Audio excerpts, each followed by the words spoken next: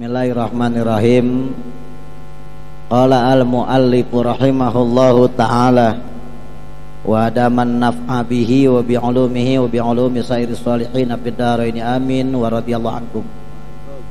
Qala al-muallifu rahimahullahu ta'ala fa in qulta li fama bidayatul hidayah allati dzakartaha sabiqan liujarriba biha nafsi ail ammarah wa ghairiha fahal taqbaluha aw tumatiluha fa aqulu laka i'lam ayyuhas sa'ilul murid lil khair anna bidayataha ayil hidayah zahiratut taqwa wa nihayatuha batinatut taqwa fala aqibata ay la ghanimata illa bit taqwa wala hudan ay rasyadan illa lil muttaqina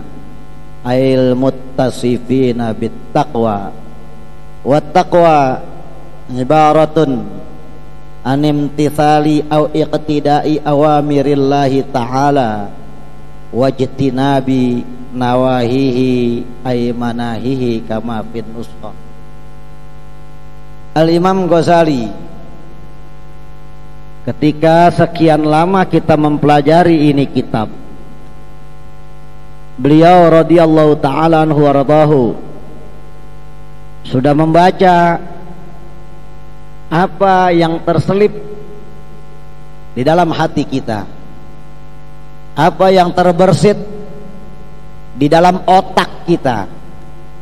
Ketika panjang lebar dibahas tentang babun niat, ketika panjang lebar dibahas tentang golongan orang-orang yang ada di dalam dunia pendidikan, ketika telah dibahas segala macam alasan-alasan penyakit-penyakit yang timbul di dalam kita mengaji, di dalam kita mengajar, di dalam kita berdakwah, di dalam kita beribadah.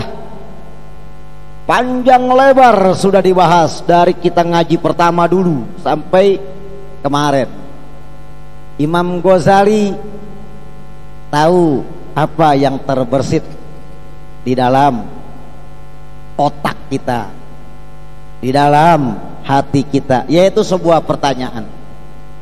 Makanya kata Imam Ghazali, bagaimana fa in qulta li, apabila kalian bertanya kepadaku dari segala macam keterangan yang sudah disampaikan kemarin-kemarin, kata Imam Ghazali, kalau kalian bertanya, atau gampangannya kalau ada pertanyaan di dalam hati kalian, terbersit tanda tanya di dalam otak pikiran kalian, fama bidayatul hidayah, apa itu makna permulaan hidayah,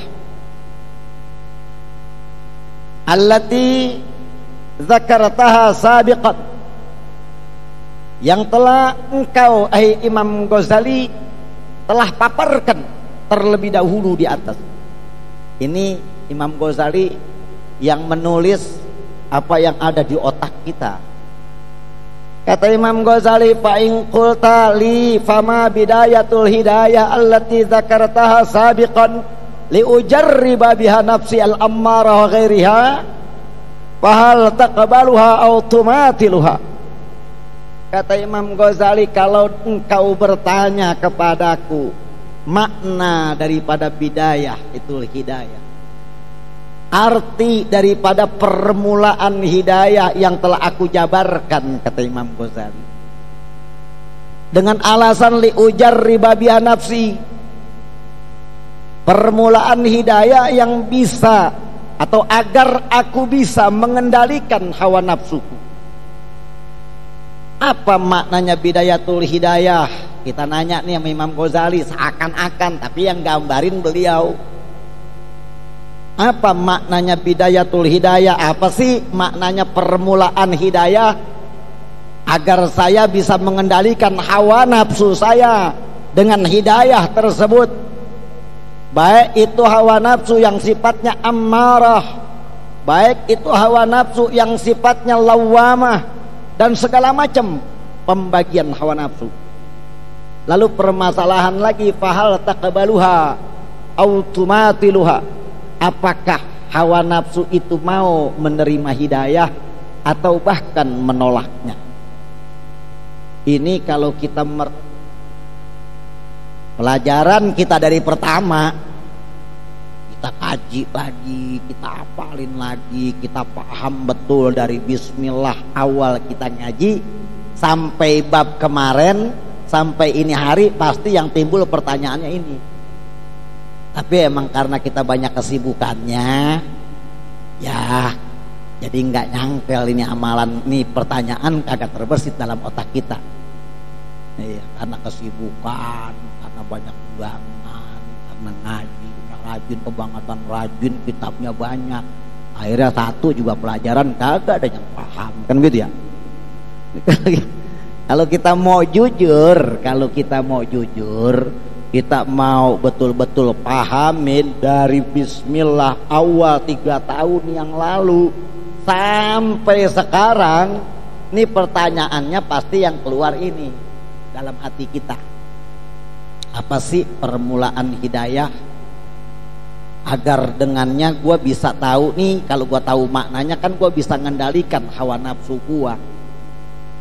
Dan apakah hawa nafsu itu mau menerima permulaannya hidayah atau bahkan menolaknya?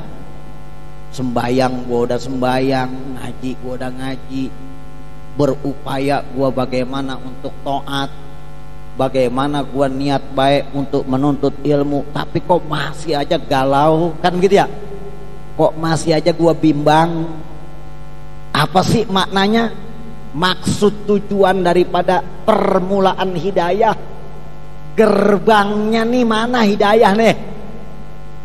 Kalau kita tahu gerbangnya, kita bisa nata hati kita dengan hidayah itu. Jangan ngomong doang 3 bakul, mudah-mudahan kita semua dapat hidayah. Hidayah apa nggak tahu, gerbang hidayah mana nggak tahu. Tapi kalau kita pahami keterangan ngaji kita dari 3 tahun lebih yang lalu, 2012, halaman 1, sekarang halaman berapa?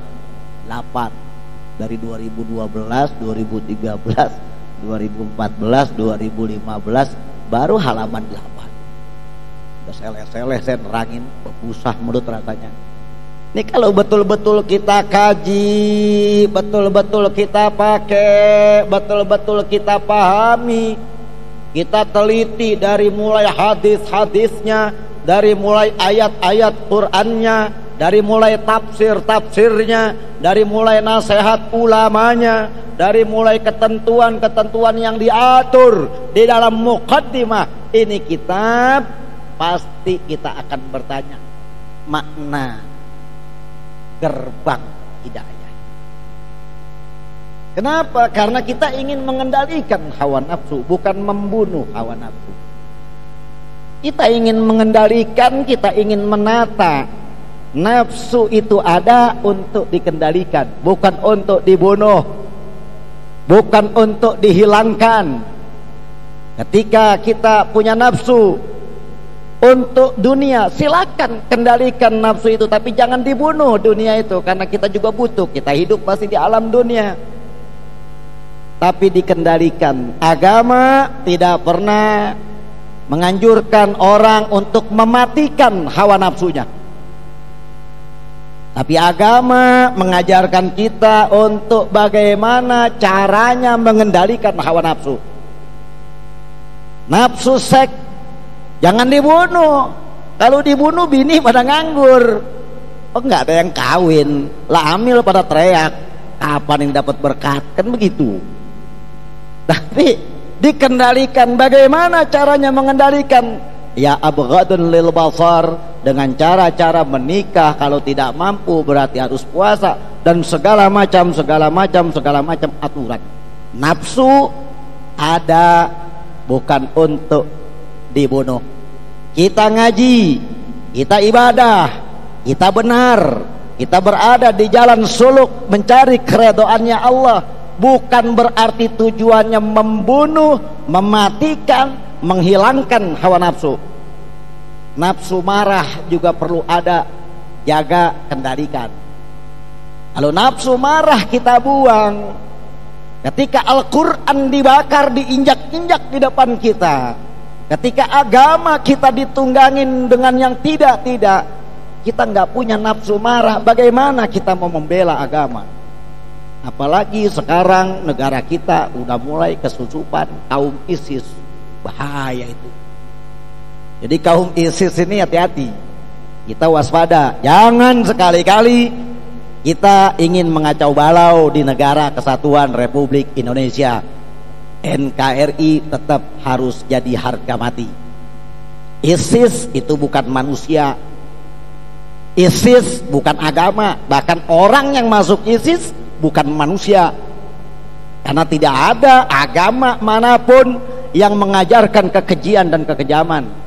Dan kalau dia manusia masih punya peri kemanusiaan. Baru terjadi kemarin saya lihat di Al Jazeera, seorang ibu ahlus sunnah wal jamaah itu mencari anaknya ke markas ISIS di Suriah. Si ibu diterima dengan baik dengan pimpinan ISIS, dijamu, bahkan dikasih makan dengan lauk pauk daging. Ketika selesai makan, si ibu nanya lagi, mana anak saya? Apa jawab pimpinan ISIS? Itu tadi yang ibu makan bersama nasi-nasi itu, dibawa kepalanya. Jadi orang direbus, digoreng, dikasih emaknya, suruh makan. Itu bukan manusia. Hati-hati, kita tetap harus menjaga negara kesatuan kita, Republik Indonesia. Jangan sekali-kali kita biarkan di kampung kita terjadi berhamburan perekrutan ISIS. Ini pesan dari seluruh guru-guru kita, harus kuat jaga satuan kita. Nah, lalu bagaimana kalau kita memahami makna bidayatul hidayah, gerbangnya hidayah, maka kita akan memahami bagaimana caranya menata hati, mengendalikan hati. Lalu permasalahannya ketika kita sudah tahu pun kita akan bertanya, fahal taqbaluha au tumatiluha? Apakah nafsu kita mau menerima hidayah atau bahkan menolaknya, atau bahkan menepisnya, atau bahkan membangkang, memantatinya? Ini terbaca alam pikiran kita dari sekian ratus tahun yang lalu oleh Imamul Ghazali.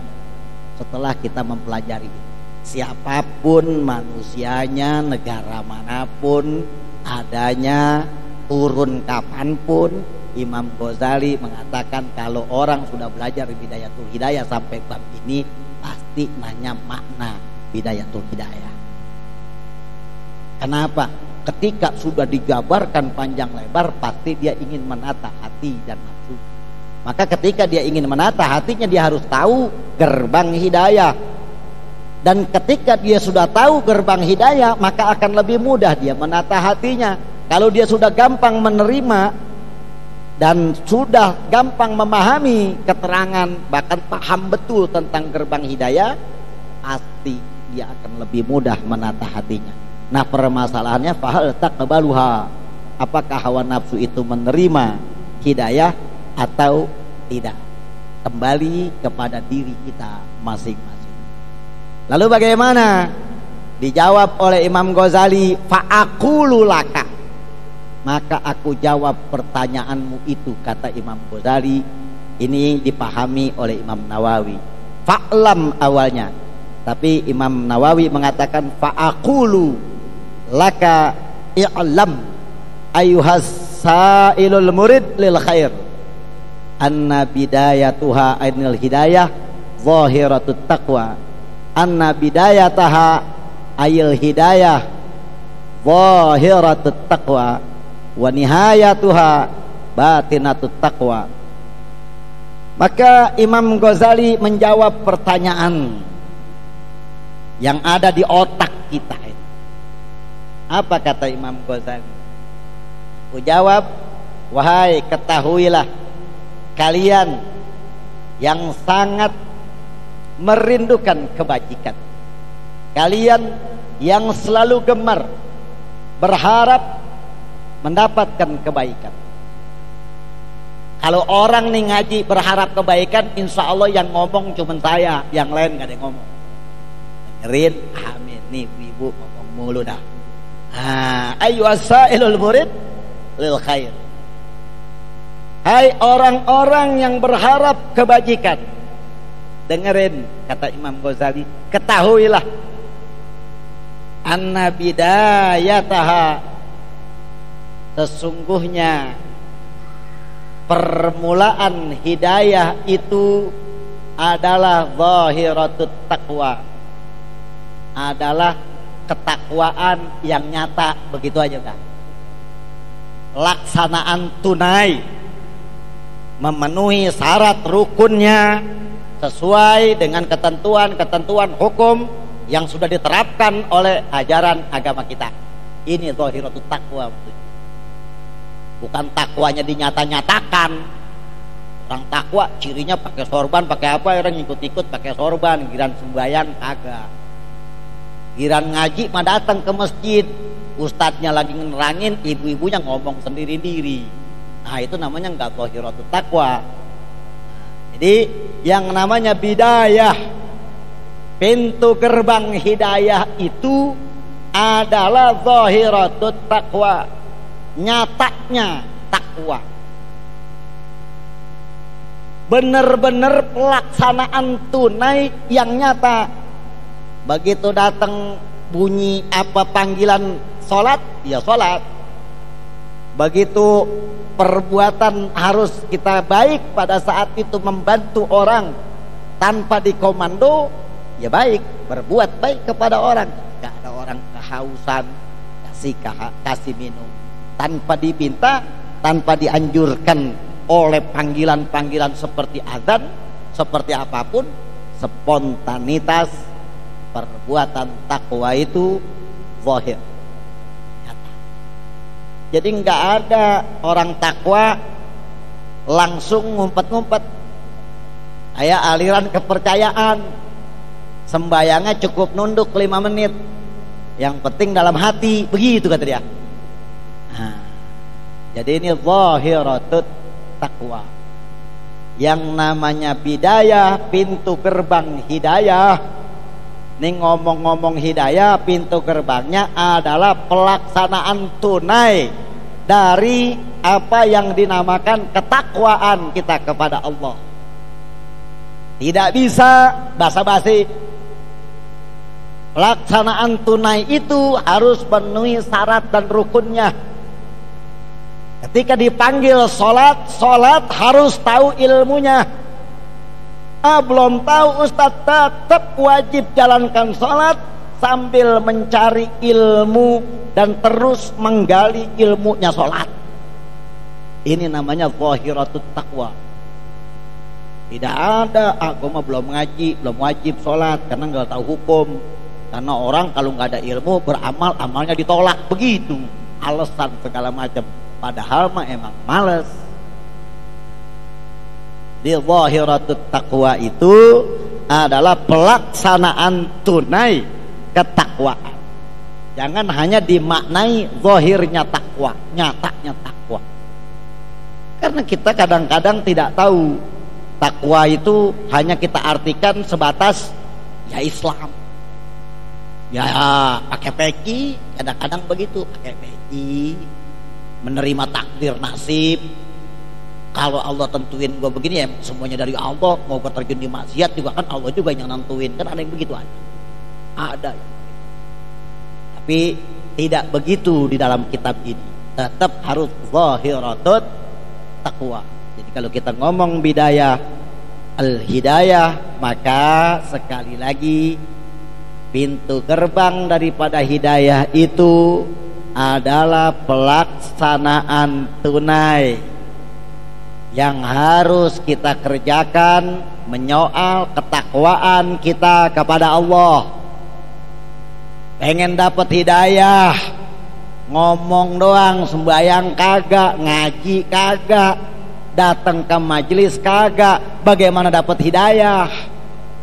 Ke masjid malu, kan ada orang ke masjid malu, agak enak kadang-kadang malu masjid, mau masuk parkiran aja maju mundur, padahal dia mencari hidayah. Jadi kalau kita mau cari hidayah, sholat jangan ditinggal, itu gerbangnya hidayah. Semua puasa jangan ditinggal. Apa rukun Islam, rukun iman dipelajari. Ini gerbangnya hidayah.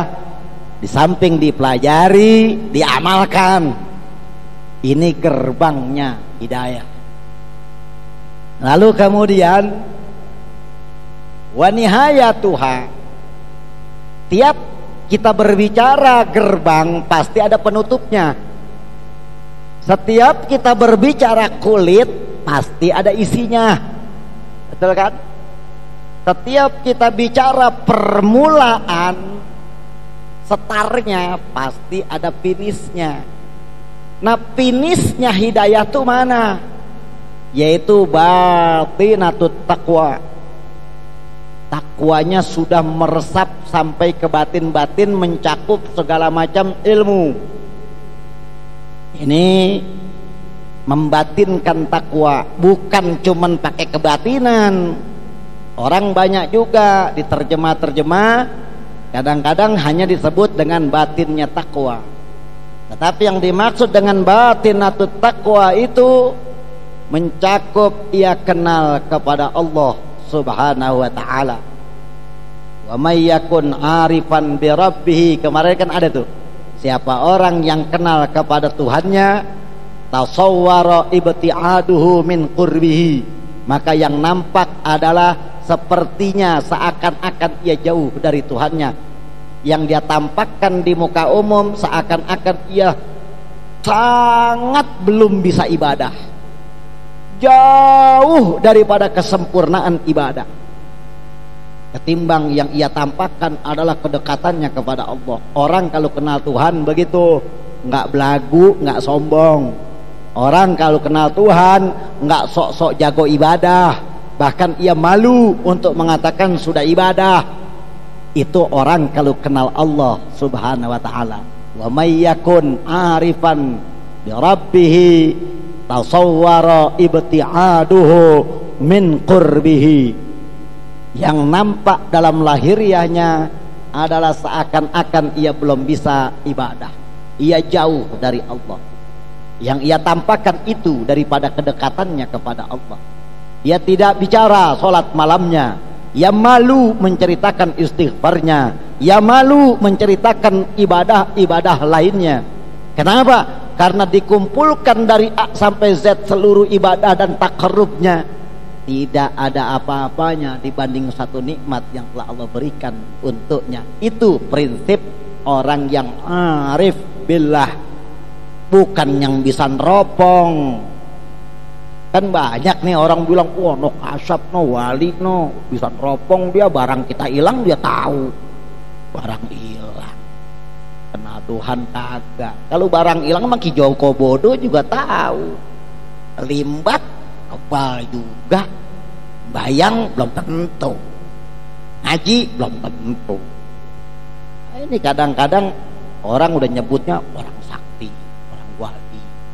Dukun-dukun dipanggil kiai, dipanggil ustaz. Ini hati-hati. Jadi gerbangnya hidayah itu adalah pelaksanaan tunai ketakwaan. Ini dari sini aja kita udah bisa tahu, kalau gerbangnya saja adalah pelaksanaan tunai, maka pada finishnya otomatis lebih dahsyat daripada pelaksanaan tunainya. Berarti sepenuhnya. Al-Imam Qushairi mengatakan di dalam sebuah kitabnya tentang masalah batinatut taqwa itu, orang-orang yang selalu mempunyai batin takwa batinnya tinggi adalah mereka-mereka yang selalu at-taharruz anil makhawif, menjaga dirinya dari segala apa yang dikhawatirkan atau yang dilarang oleh Allah. Lalu kemudian at-taharruz anil makhawif wa tashmir lil wadhaif, dia selalu memakmurkan wazifahnya, rutinitasnya. Ia tumbuhkan, ia bikin yang tadinya pagi bangun tidur ngopinya kelamaan, emang rokoknya dikurangin, sembahyang duha, tahajud dan segala macamnya malamnya. Lalu kemudian baca Qur'annya rajin. Pokoknya dia makmurkan, dia tumbuhkan wazifahnya. Dia tidak rela waktunya terbuang percuma, tapi dia pakai untuk mendekatkan dirinya kepada Allah. Dan ini enggak dibikin-bikin. Nah, ini enggak dibikin-bikin. At-taharruz anil makhawif wa tashmir lil wadhaif wa hifdzul hawas wa addal anfas. Kata Imam Qushairi, mereka selalu menjaga anggota badannya, panca indera. Ini orang kalau sudah punya batin takwa, spontanitas panca indera itu akan terjaga. Wa addal anfas, dan ia selalu mengendalikan nafsu-nafsunya. Nafas, waktu-waktu yang terbuangnya dari detik-detik per detik, dari napas hembusan napas, perdesaan napas, dijaga. Lalu kemudian orang kalau sudah punya batin takwa, wa tanzihil waqti an mujibatil maqti, ia jaga waktunya dari perkara-perkara yang tidak manfaat, yang hanya akan menimbulkan penyesalan nanti. Lalu kemudian wa hifdzul birri wa tarkil wizri, ia selalu berbuat baik, menjaga kebaikan-kebaikan. Apapun ia akan lakukan sepanjang itu baik. Dan watarkil wizri, ia akan selalu meninggalkan perbuatan-perbuatan yang menyerempet kepada salah. Lalu kemudian ihtima'at tam amma yuskhitul maulal alam, dia selalu menghindarkan dirinya, memohon perlindungan kepada Allah dengan perlindungan yang sangat luar biasa dari apa yang menimbulkan murkanya Allah. Ini kata Imam Qushairi. Lalu banyak lagi para ulama mengatakan batinatut taqwa itu luar biasa. Intinya batin taqwa itu adalah la yaraka, atau Allah yaraka maulaka haitsu nahak. Kita tidak lagi melihat larangan-larangan Allah Subhanahu wa taala kalaupun kita tinggalkan. Ini batin takwa nih. Kalau zahirnya takwa, yaitu sudah nanti imtisalul awamir wajtinabun nawahi. Tapi kalau batinnya takwa, dia sudah tidak lagi melihat larangan-larangan, yang dia lihat hanyalah Allah Subhanahu wa taala. Dia enggak kupas, kenapa Allah melarang saya begini? Kenapa Allah melarang kita berbuat yang tidak baik, mencuri, korupsi, mencuri, zina, mabok? Tidak dia lihat. Intinya yang dia lihat hanyalah Allah Subhanahu wa taala. Ketika larangan itu datang dari Allah, dia enggak peduli apapun akibatnya, tetap yang dia lihat hanyalah Allah. Ini dia. Allah yaraka maulaka haitsu nahak wala yufqiduka haitsu amarak. Dan ia tidak pernah menyepikan dirinya dari Allah. Tidak hanya sebatas ia menjalankan perintah Allah. Kalau kita kan ingat Allahnya ketika panggilan azan, Allahu Akbar baru sholat, ya kan? Kalau nggak ada azan, ya nggak sholat. Kalau nggak masuk waktu sholat, ya kita nggak sholat. Yang wajib-wajib saja itu kadang-kadang keteteran, kadang-kadang hilang, betul kan? Tetapi orang kalau sudah punya batin takwa, finisnya takwa ya seperti itu. Wala yufqiduka haitsu amarak. yang nggak pernah menyepikan dirinya dari Allah Subhanahu wa taala, hanya sebatas pada perintah-perintah saja. Jadi walaupun bukan pada perintah, tetap dia selalu menghidupkan ada Allah di hatinya. Ini banyak ulama-ulama mengartikan seperti itu. Maka kita harus betul-betul memahami, mengerti makna daripada bidayatul hidayah agar kita bisa mengendalikan, menata hati dan nafsu kita, dan bagaimana nanti bisa hati dan nafsu kita ini lapang menerima hidayah Allah Subhanahu wa taala. Dan kita tahu bahwa bidayatul hidayah, gerbang daripada hidayah adalah pelaksanaan tunai daripada ketakwaan kepada Allah. Dan finish daripada hidayah, puncaknya hidayah adalah kita batinatut taqwa. Dan batinatut taqwa kita sudah tidak lagi melihat ini larangan, ini perintah, tapi yang kita lihat adalah kecintaan kita kepada Allah Subhanahu wa taala. Bagaimana gambarannya? Ini gambaran ini kalau ditanya, ini sifatnya dzauq, rasa. Malam yadzuk lam yadri. Yang tidak merasai itu, maka tidak akan mungkin dia paham. Sekalipun dijabarkan ratusan kitab, kata Imam Ghazali, tidak akan paham. Maka tempuhlah jalan menuju ke sana. Nanti kamu akan memahami bagaimana ketika kamu hanya melihat Allah, tidak melihat perintah, tidak melihat larangan, tetapi hanya ada Allah dan Rasulnya di hati kita. Nah ini luar biasa. Maka kalau sudah kita awal seperti kita ini, kita bahas zahirnya takwa saja. Kalau batinatut taqwa, nanti dengan sendirinya kita akan memahami setelah kita melaksanakan. Kita tidak akan mungkin melaksanakan ketenangan atau mencapai ketenangan batin. Kita tidak akan mungkin merasai kebahagiaan sebelum kita mengupayakan apa yang namanya zahirnya kebahagiaan.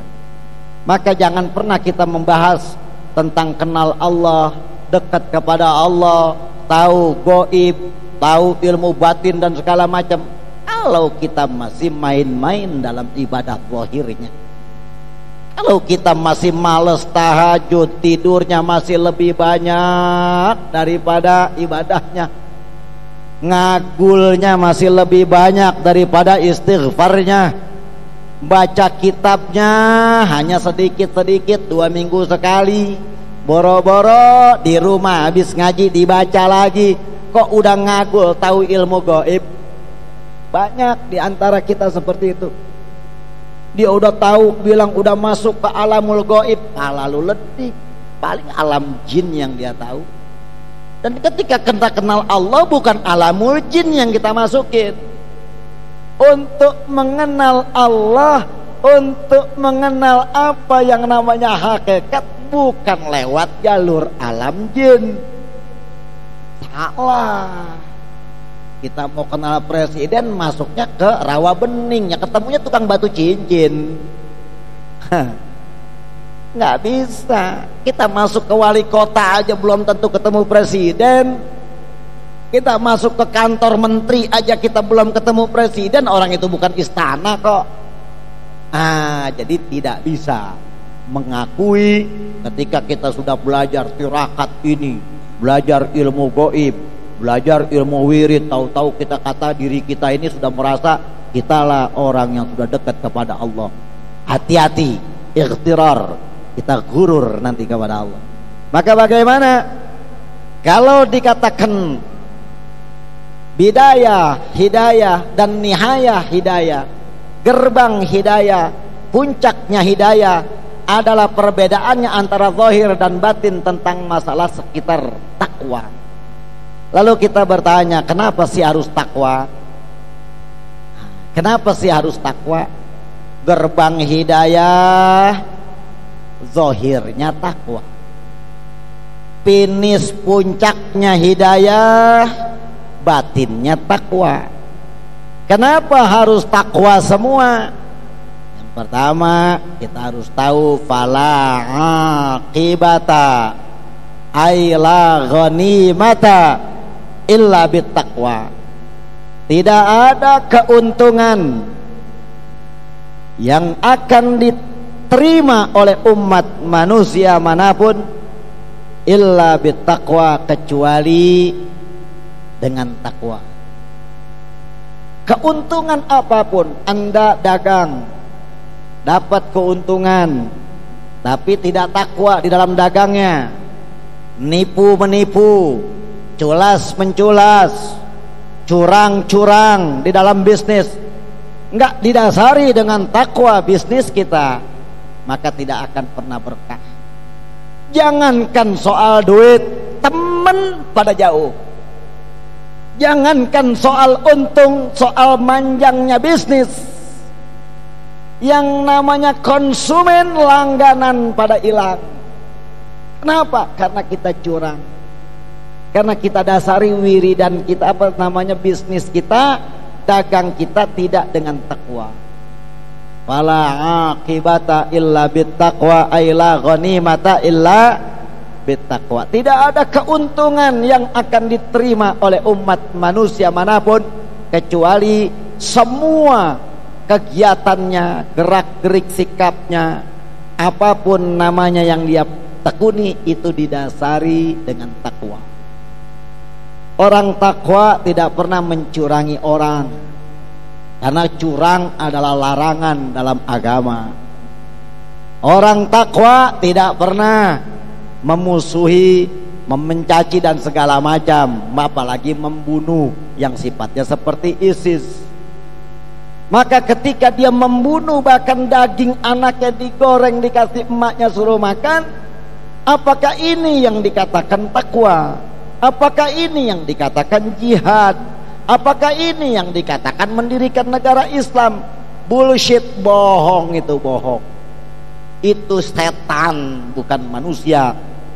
Jangan dikata, oh itu kesempalan dari Islam. Bukan cuman Islam, dia itu udah bukan manusia, tapi setan, bahkan lebih rusak daripada setan. Karena sampai gini hari iblis kagak pernah motong orang. Sampai gini hari, sampai gini hari iblis gak pernah makan orang, gak pernah. Gak pernah iblis bunuh orang, gak pernah. Ngerayu orang, goda orang, iya iblis. Dan sampai gini hari yang namanya iblis, setan, jin, laknatullah alaihim, itu semuanya masih beriman kepada Allah. Dan iblis masih gotong royong sama teman-temannya, masih menghargai sesama setan. Iblis sesama setan aja, iblis masih saling bantu. Ketika yang atu godain si fulan nggak berhasil, yang udah kurus kering datang yang gemuk, godain, bantuin. Dah lu kurus, istirahat aja dulu, makan, biar gue yang godain dia. Begitu, nggak berhenti. Aplusan, nggak pakai jadwal piket. Tuh iblis nggak pakai nunggu komando, pasukannya setan jin semua, nggak ditunggu komando oleh iblis, nggak, udah tahu tugasnya masing-masing, kompak. Iblis wa junudihim, semua pasukannya iblis kompak. Lah kita manusia sudah hilang harkat kemanusiaan kita dengan bersimbolkan agama, hanya benderanya doang, la ilaha illallah Muhammad Rasulullah, hitam, pakai sorban, nembakin orang, padahal itu juga orangnya masih Islam. Itu cuman beda aliran. Yang satu ahlus sunnah, yang satu wahabi, dibantai habis sama dia. Kenapa? Karena emang dia bukan menjalankan agama, tapi ingin mengacau di dunia. Awalnya apa? Keserakahan terhadap harta yang ada di Timur Tengah, entahkah minyak, entahkah apa. Dan ini adalah mindset daripada Yahudi dan Nasrani untuk memecah belah kaum muslimin di dunia ini. Kita harus paham, jangan tergiur oleh bujukan-bujukan mereka. Nah ini udah jelas, fala aqibata illa bittaqwa wala hudan ay rasyadan illa lil muttaqin. Tidak ada petunjuk, tidak ada kepahaman. Walaupun kita ngaji bolak-balik, walaupun kita ngaji ribuan kitab, tidak bakalan kita mampu memahami apalagi menjalankan illa lil muttaqin, kecuali kita berupaya menjadi orang yang muttaqin. Makanya di sini kata Imam Nawawi al muttasifina, orang yang berupaya mensifati dirinya dengan takwa. Bagaimana mensifati diri dengan takwa? Yaitulah imtitsalul awamir wajtinabun nawahi. Maka di sini dikabarkan oleh Imam Nawawi dan Imam Ghazali, wa taqwa, adapun takwa adalah ibaratun, istilah, an imtitsali ay iqtida'il awamirillah, yaitu dari menjalankan, mengikuti, patuh tunduk secara mutlak kepada perintah Allah Subhanahu wa ta'ala. Imtitsalul awamirillah ay iqtida, patuh tunduk, menerima, mengikuti, menjalankan kepada perintah Allah Subhanahu wa ta'ala. Wajtinabi nawahihi ay manahihi, dan menjauhkan, menghindarkan diri, menepis, menolak semua segala apa yang telah digariskan, dilarang oleh Allah Subhanahu wa ta'ala. Kita tolak, kita tepis. Ini ay manahi kama bin nusrah, sebagaimana yang dijabarkan di dalam beberapa kitab. Bahkan dari awal letak pertamanya dulu, takwa itu memang sudah dari Nabi, dikatakan imtitsalul awamir wajtinabun nawahi. Maka kita sekali lagi, Sayyidina Ali karramallahu wajhah, beliau pernah ditanya tentang ma makna takwa, apa itu maksud daripada takwa. Sayyidina Ali karramallahu wajhahu menjawab, at-taqwa huwa al-khawfu minal jalil wal amalu bitanzil wal qana'ah bil qalil wal isti'dad liyaumir rahil. Ini kata Imam Sayyidina Ali karramallahu wajhah. Imam Ali atau Sayyidina Ali karramallahu wajhah mendefinisikan takwa itu, yang pertama adalah khaufu minal jalil, takut kepada Allah yang maha agung. Takut kepada Allah. Bahasa takut adalah zajirun, kata Imam Sayyid Muhammad bin Alwi al-Maliki di dalam kitabnya Qul Hadhihi Sabili halaman 107. Makna daripada takut adalah zajir. Annal khauf zajirun yazjarul insan anil ma'asi wal makhafati. Bisikan hati di diri manusia, takut itu, yang berupaya menepis segala kemaksiatan dan larangan-larangan Allah Subhanahu wa ta'ala ketika terbersit di dalam hatinya untuk melakukan larangan itu atau sedang melakukan itu. Takut. Jadi takut kepada Allah bukan malah menjauh, tapi terbersit di dalam hati kita rasa menepis, mengingkari ketika kesalahan kita lakukan. Bergemetar bahkan dia punya anggota badan dan hatinya. Ini kata Imam Sayyid Muhammad bin Alwi al-Maliki, al-khauf zajirun yazdarul insan anil ma'asi wal mukhalafati. Dia hatinya itu selalu berbicara. Hatinya itu ketika ia melakukan kesalahan selalu berbisik untuk menepis, untuk melepaskan diri, tidak menerima dia berbuat menyimpang daripada dirinya. Ini rasa takut. Nah, itu adanya di hati. Sifatnya adalah perasaan. Bukan bacot kita ngaku takut nih gua sama Allah, takut nih gua sama Allah, tapi tetap masih jalanin. Itu bukan takut namanya. Makanya bahasa zajir yazjarul insan anil maksiati wal mukhalafati. Dia menolak di dalam hatinya ketika ia terbersit, tercebur berbuat kemaksiatan atau penyimpangan. Ini takut kepada Allah Subhanahu wa ta'ala. Makna daripada takut. Lalu kata Imam Sayyidina Ali karramallahu wajhah, takwa itu juga al-amal bitanzil. Dia mengamalkan seluruh yang telah disampaikan oleh baginda Rasul sallallahu alaihi wasallam, lalu sampai kepada kita melalui sahabat, tabi'in sampai kepada ulama. Apa yang dibawa oleh baginda Rasul kita amalkan. Ini takwa. Lalu kemudian yang ketiga kriteria takwa itu kata Imam Sayyidina Ali karramallahu wajhah adalah qanaah bil qalil. Kita menerima segala perkara yang sedikit. Rezeki dapat sedikit, terima, syukurin.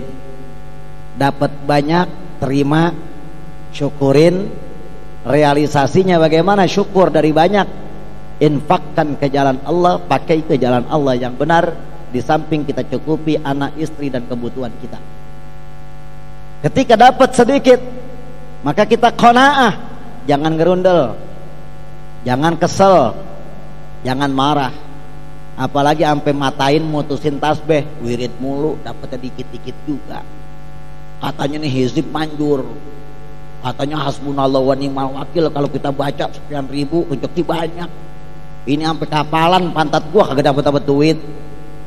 Kesel. Payah ustad, payah habib, payah kiai, wah habis maki-maki. Nggak manjur doanya. Begini hari nggak ada panggilan juga gua kerja. Ada yang begitu ada. Udah kemana tahu, berangkat ke sono, bensin udah habis berapa puluh liter. Rumah kiai, wiridan ditumpuk segala macam banyak. Nah, kalau kita mau dikatakan muttasifina bittaqwa, orang yang bersifat diri dengan takwa, pertama, takutlah kepada Allah yang Maha Agung. Kedua, amalkan segala apa yang telah turun.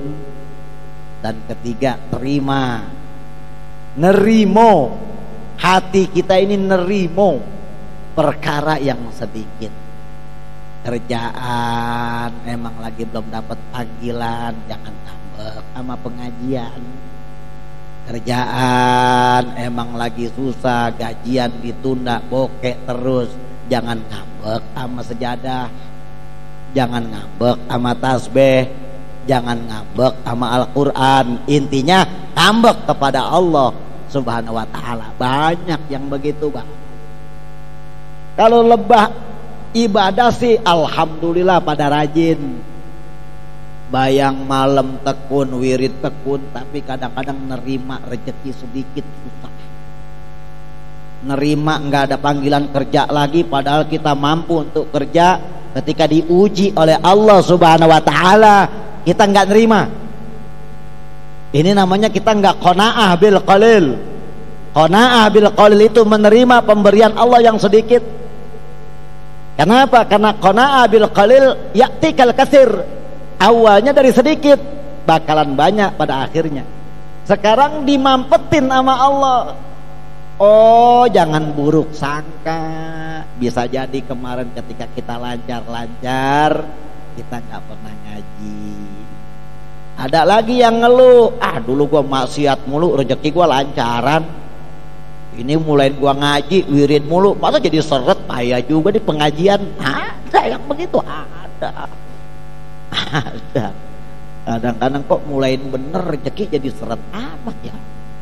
Usaha malah pada macet ini ya. Ada lagi yang ngeluh, pulang umroh bukan makin enak gua. Pulang haji, ada yang orang pulang haji ngeluh, ada. Kemarin lagi belum umroh, lancar-lancar aja belum haji rezeki. Masa pas pulang haji sekarang macet amat ya usaha. Ada. Wah kapok dah gua umroh. Begitu. Ada kapok dah gua haji. Ada. Ini manusia gak ngerti tentang takwa.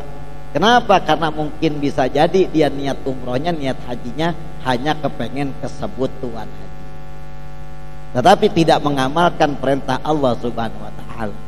Maka kita terima pemberian Allah yang sedikit, insya Allah dengan penuh ikhlas kita terima, itu akan mendatangkan yang banyak, akan mengundang rezeki yang banyak. Ini kata Sayyidina Ali, qanaah bil qalil.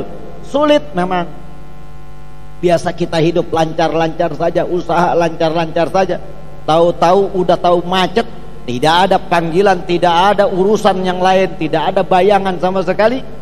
Sedangkan wiridan udah puluhan wirid, tirakat sudah puluhan tirakat, kiai sudah puluhan kiai, habib kita mintain doa, tapi tetap enggak terima yang baik. Biar apa?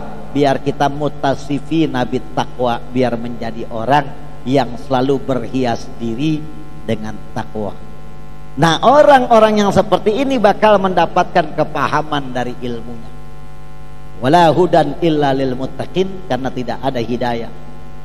Jangan pernah berkhayal dapat hidayah kalau kita enggak menyifati takwa dalam diri kita. Sifat takwa adalah menerima yang sedikit. Menerima yang sedikit. Dan kita betul-betul mengamalkan apa yang kita mampu daripada tuntunan-tuntunan agama. Di samping tumbuh rasa takut kita kepada Allah yang maha mulia. Dan yang terakhir, ciri daripada sifat takwa itu kata Sayyidina Ali, al-isti'dad liyaumir rahim. Siap-siap, persiapkan diri kita untuk menuju perjalanan ketika datang malaikat maut menjemput kita. Kita jangan hanya memikirkan dunia.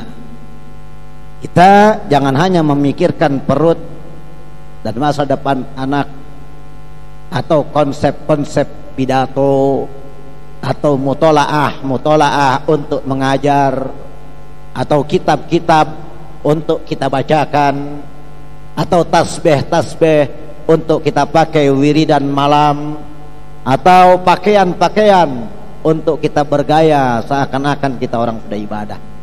Jangan hanya itu yang kita pikirkan, tetapi jauh lebih daripada itu, siapkan diri kita untuk menjelang mati. Dan mati baghtah, sifatnya tiba-tiba, tidak mandang sakit, tidak mandang sehat, tidak mandang usia, tidak mandang lagi benar, tidak mandang lagi daglem, tidak mandang lagi jaya, tidak mandang lagi susah. Mati selalu mengintai kita.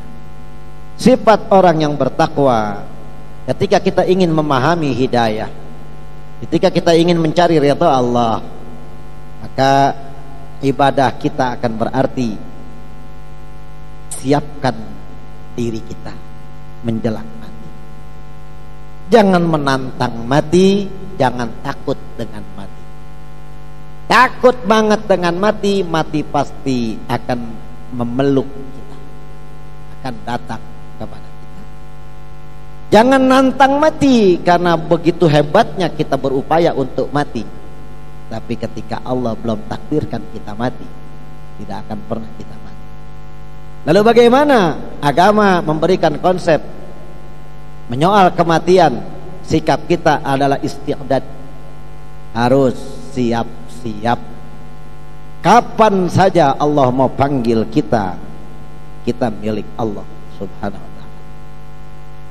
Tidak peduli kapan Allah mau panggil kita, tidak peduli di mana Allah mau panggil kita, dan kita tidak bisa memilih.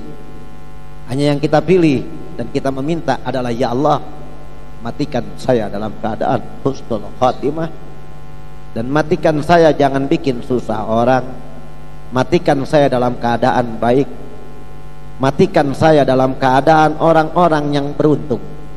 Ini yang kita minta.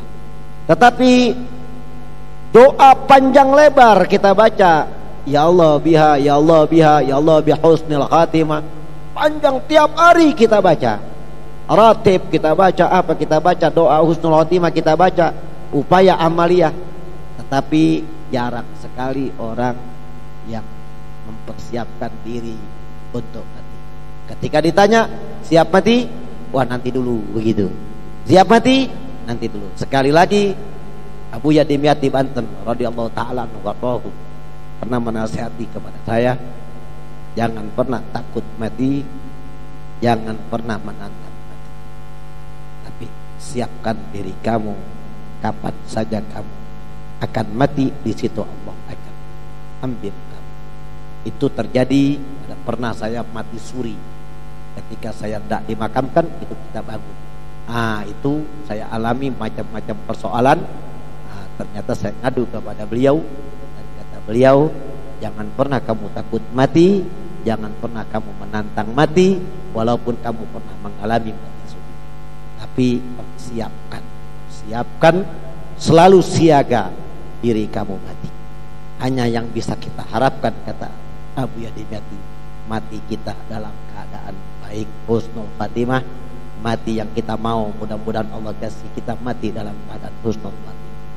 Anak kita, istri kita, mertua kita, orang tua kita, guru-guru kita, mari kita doakan mudah-mudahan kita semua mendapatkan mati dalam keadaan husnul khatimah. Dan mudah-mudahan kita mati tidak menyusahkan orang lain, dan mudah-mudahan kita mati tidak melalui sakit yang terlalu lama hingga kita menderita di kasur dan membuat susah anak cucu kita. Dan mudah-mudahan kita minta kepada Allah, kita mati dalam ucapan la ilaha illallah Muhammad Rasulullah. Dan mudah-mudahan setelah kita mati dalam hidayahnya Allah. Dan anak-anak kita yang kita tinggal mati, mudah-mudahan selalu dalam hidayahnya Allah.